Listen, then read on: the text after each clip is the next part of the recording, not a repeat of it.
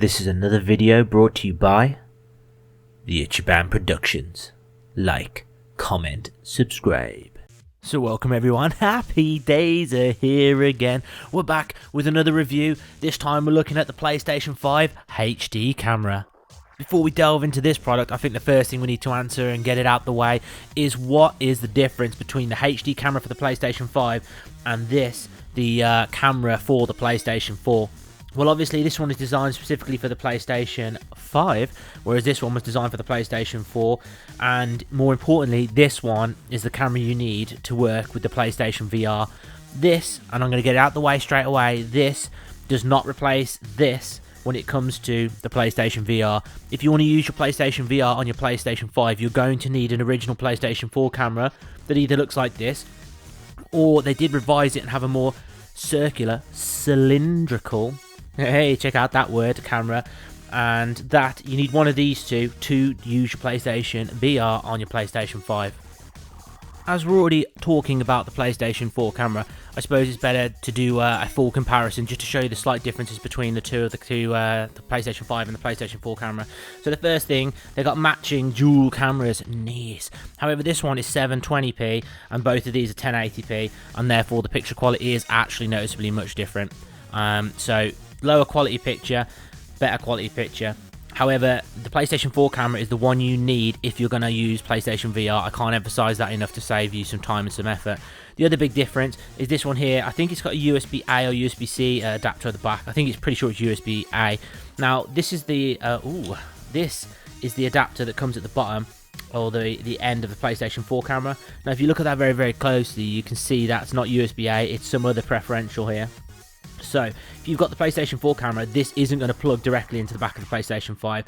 So what you need to do is you need to send off from, not from Microsoft, from Sony, this adapter. It's completely free. All you do is you fill in a form online. I'll put a link in the description below. And state your serial number on the back of your PlayStation VR connector box, the one that connects to the TV and the console and the VR system plugs into. And then it'll ship it to you. It took about 2 weeks to get for me, which isn't too bad. And basically all it is it turns it from that weird preferential to a USB-A, which looks like that. Just to prove it, there's the end of the camera, clips in, away you go. You plug that in the back of your PlayStation 5, you then set it up like you would do a normal camera, calibrated the way you would, and away you go. But what I will say is, if it's a PlayStation VR, you absolutely need the PlayStation 4 camera. If you're looking to use this for PlayStation VR, please don't. I know I've said it a million times already, but I'm trying to save some people some money, because I know a load of you will go out and buy this by mistake thinking you can just use that with PlayStation VR. You absolutely can't. So with the PlayStation 4 camera clearly out the way, let's focus on the PlayStation 5 camera. So this PlayStation 5 camera was released alongside the PlayStation 5, no surprise, but they did a big lineup of loads of accessories, and quite frankly, you can't get hold of any of them. If you want that 3D Pulse headset, you can forget about it. The one I want is the charging dock, you can stick the dual sensors in. I want them, but they're sold out everywhere. It's doing my head in. However, the camera is something you can get hold of. Now, I was in two minds about the camera. On the basis, I'm not a huge streamer, to be honest. I did a little bit of streaming a few years ago with my mate.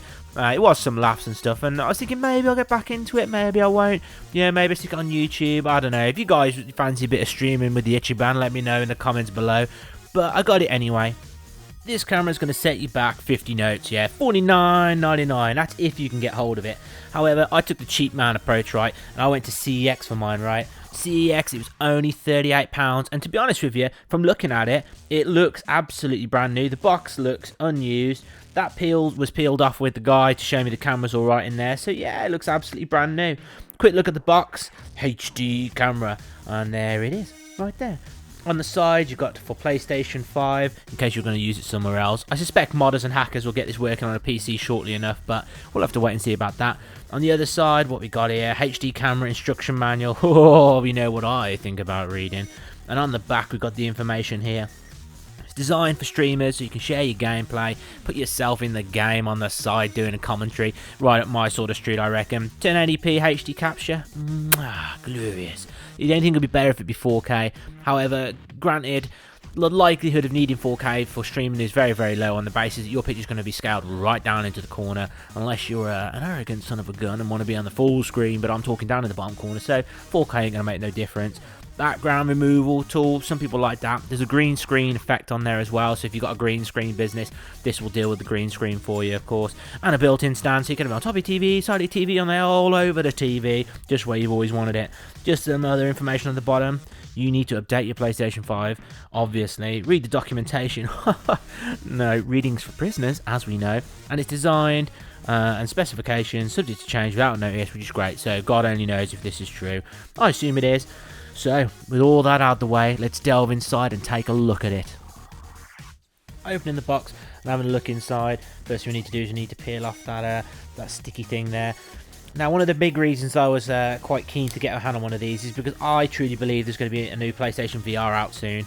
I was an early adopter of that camera. In fact, when I bought my PlayStation 4, it came with the PlayStation 4 camera, and I was, lo and behold, super chuffed to see that to get the VR needed, you needed that camera, which I know is quite hard to come by now.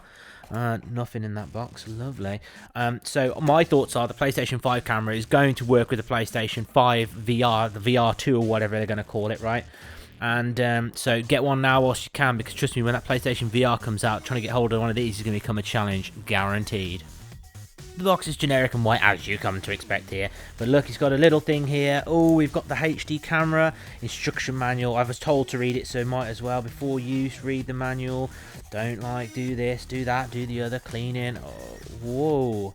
Oh yeah, rates and all that. Nah, don't need that. Oh, and here we go. Here is the delight itself. So, not bad looking for second-hand, to be honest. It still looks like it's been sealed. In fact, it doesn't even look like it's been unwrapped. So this, to me, looks like brand new. I mean, if you open the PlayStation 5 or check out my review of the unboxing of the PlayStation 5, you'll notice that these sort of cable ties were done to it. Now, this, to me, looks like they haven't been undone and resealed. Oh, and we've even got the cellophane on the front. You know this is a brand new camera. £38, absolute bargain. I am so chuffed with that for the price. Unbelievable. Unbelievable. Taking a close look at the camera, I think it's pretty much as we expect. We've got a super long USB-A cable there, so it plugs in the back of the PlayStation 5. Very, very nice. And then we've got the camera with the two cameras here, and then we've got ourselves our little stand, so we can grip it onto stuff. We can stick that on the back of the TV and have it like there on the top, or we can have it on the side, or twist it on what, and all this craziness. It is pretty much as you'd absolutely expect. So what I need to do now is I need to plug it in, set it up, and then I'll be able to give you my final review, my final opinions on the PlayStation camera. Is it worth the money? Tune in and find out.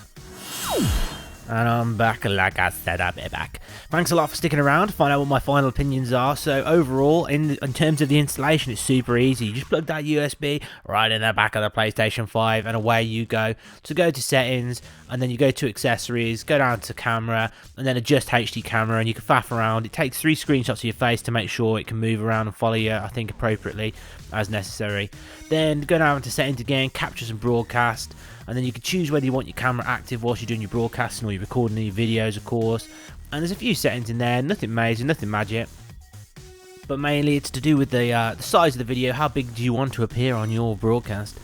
You can have a clipping mask, which basically changes the picture shape of you. So would you want to be in a circle, or do you want to be in a square, or do you want to be in something fancy like that? You can add some basic effects to it, so you can add scan lines, black and white, some sort of comic book effect. They're all terrible, but at least it's nice to have the options for it. Brightness, contrast, transparency, so you can make yourself a little more transparent so that people can see the gameplay footage through your face if that's what you want to do. Overall, I think the settings are absolutely adequate. One of my actual final opinions of the camera, well, I think it's very much a two-sided thing, and I suppose it depends on what you want to use the camera for. If you're looking to stream using your PlayStation 5 or capture footage and stuff like that, then this camera is what you need. There's no real other option for it. In terms of the picture quality, I wasn't overly enamoured by it. I didn't feel like it was that much better than the PlayStation 4 camera, but that might just be the lighting structure that I was messing around with at the time, so the camera might not have been able to pick it up very well. But I don't know, if you've got this camera, post below. Were you impressed by the picture quality? Not so much. If you are a streamer and you're looking to stream from your PlayStation 5, then this simply is a must-have accessory. You've got to have it. If you want to put your face on it, you want to record, and you don't want to have to go through I mean, I know what some people do. They record from their PlayStation 5 and they have another camera set up pointed at their face, and then they record the footage and superimpose it on post-production. That's fine, but man, that's well too time consuming for me. I like the idea of having it recorded with you on, or streaming with you directly on the picture. So it's an all-in-one practical solution for that. And for 38 quid, I don't think it's too bad. 50 quid, ooh, I think they're starting to milk their customers a little bit, but I'm chuffed for 38 quid. That's not too bad. Not too bad at all. However, like I said, this is a double-edged sword here. If you're not interested in broadcasting or streaming at all, I think there's very limited use for this, if anything. In fact, I'll go as far to say that this camera is absolutely, completely, 100% pointless unless you're looking to stream. However, I know that's a double however. If you're going to speculate to accumulate and you're one of those sort of people that like to take a gamble, I'm almost certain that this camera will be the camera that's needed for the PlayStation VR. I'd be surprised if it's anything different. So I suppose you could see if you could pick this up cheaply, it's an investment in the package, so you takes the sting out of it. I know from previous experience having to buy the PlayStation VR and then having 50 quid on top to buy a camera, as well as the Move controllers and stuff like that, it soon added up quickly. So the idea of having the camera already might appeal to some people, but that's definitely speculating. You don't know for sure if that's going to be the case. I mean, they may go Oculus Rift or some PC VR stuff. We got the crazy sort of lights and stuff all around the room and all over the place. It may go that direction, but I doubt it. I'm pretty sure it's going to be with this camera. So ultimately, if you're streaming, it's an absolute must. If you're not streaming, I would probably say wait off and see perhaps until there's a bit more information about the PlayStation VR. The only other final thing to say is I actually really like the form factor of it. I love the size of it. It's so much smaller than the PlayStation 4 camera. It's really snug. It's not as obscene as it is when it sits on your TV cabinet and your girlfriend's staring at it and she's like, what is that? It's a lot smaller, and it's got a nice white stand around it, so it blends a little bit, if you can blend a camera, believe it or not. So I like that. I think it's well made, it's well designed. I'm not too impressed with the picture quality, but that might just be the lighting. I'll have to use it a bit more to get a proper opinion. If you want me to do some streaming and stuff like that, post it in the comment section below, because I'd be interested, because I ain't going to do it if no one's going to watch it. You know, I play games by myself without people watching, and unless people are going to watch it, I ain't going to broadcast it. So post below if you're interested in that.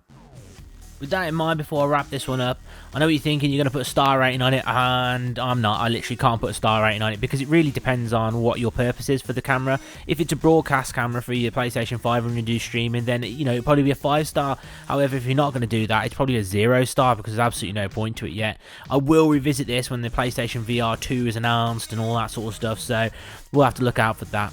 So if you enjoy my content, please press the subscribe button. It's much appreciated. I really do value each and every single person that subscribes to my channel.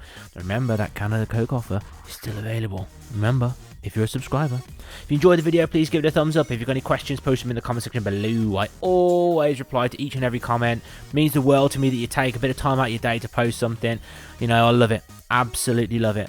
So I'm going to leave it there. You know what I'm going to say. Take care of yourselves. Look after the people around you. And most importantly, stay out of trouble.